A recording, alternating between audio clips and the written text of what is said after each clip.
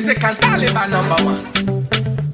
Hey, Trigger man. Yeah, your book, Chibok Virgins, your collection of poems, is another one out of all the collections you have.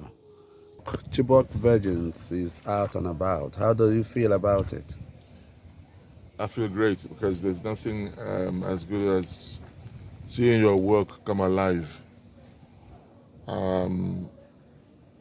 Many ideas die in the head or in the womb, but the realization, the fruition of such ideas, especially one that is very dear to you,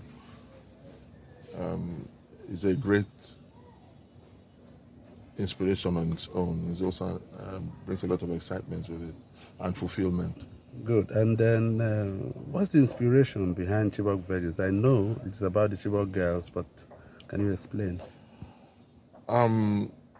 At some point, it looked to me like we have entered into the dark ages once more, because we got to a point, and unfortunately it's still happening, where it appeared human life meant nothing.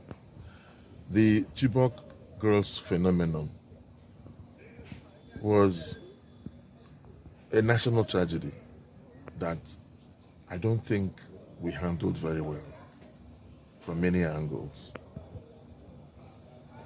As government, as people, as citizens, there were several failures, which even became global. But for me personally, as somebody who knows and cherishes life, it felt very bad that these young lives will be so kidnapped and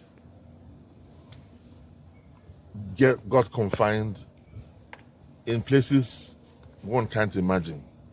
So as somebody who have some level of empathy for human life, I began to imagine how these girls, what they will be passing through.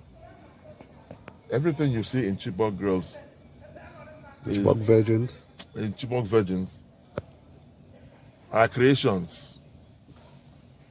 Can we see of creations of possible scenarios that those girls may have been through in those chilling months and years that were under captivity.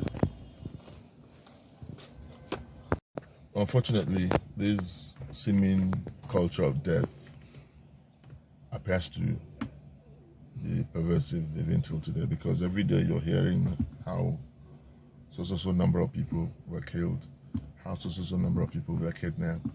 And there are institutions, there are agencies that are basically statutorily meant to take care of these things.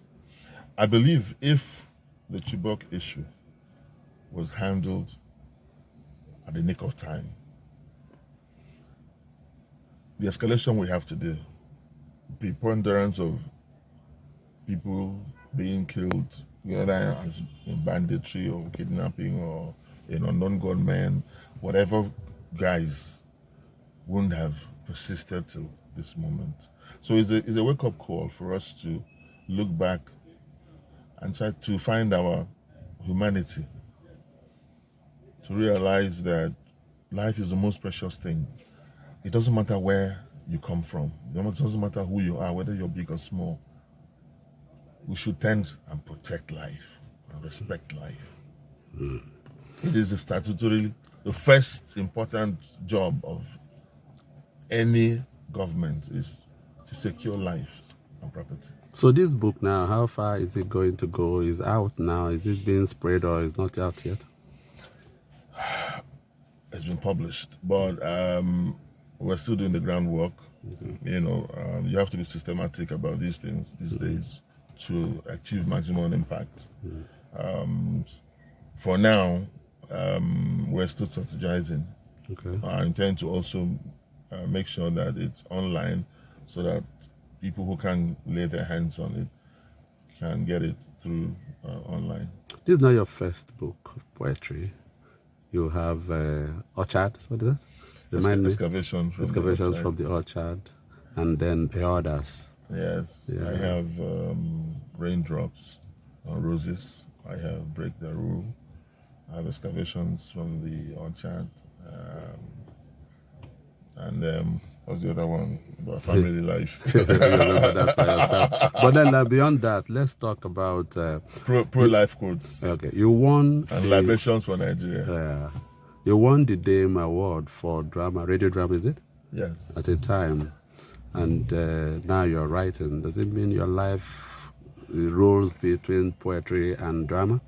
Yeah, you can. We're also seeing you in the films, in the movies, in the series on Mnet and other places. Yeah, you can say that. I'm privileged to be blessed with a couple of gifts or talents, if you like, and yeah, I can write, act. You can broadcast. You can talk. Can act. So it's all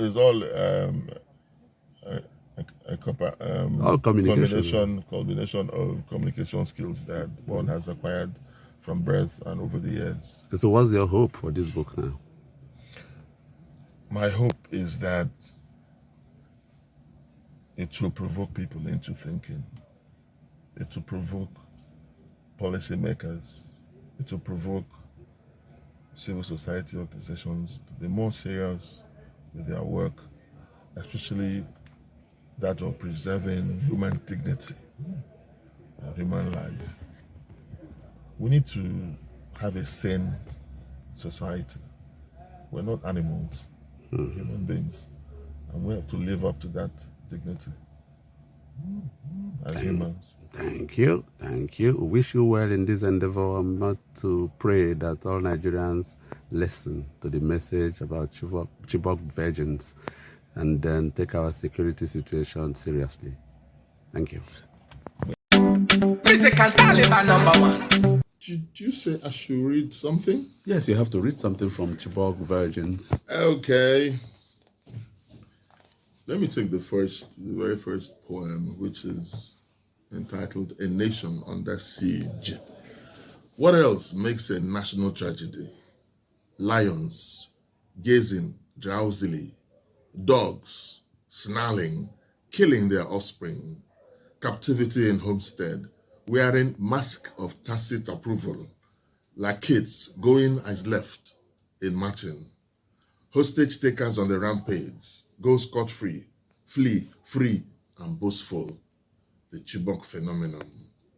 When a people and her government land a resounding zero in defense of tomorrow's generation.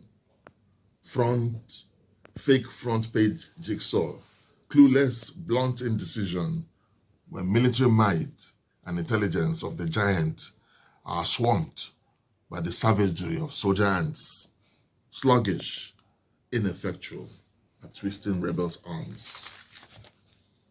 Rebels, ragtag versus professional expertise.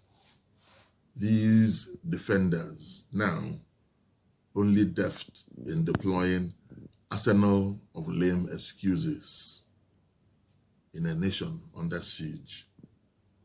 Marauders, neither captured nor sacked. Hey, trigger man. We gonna sit up. We gonna sit up. I sit up. Top of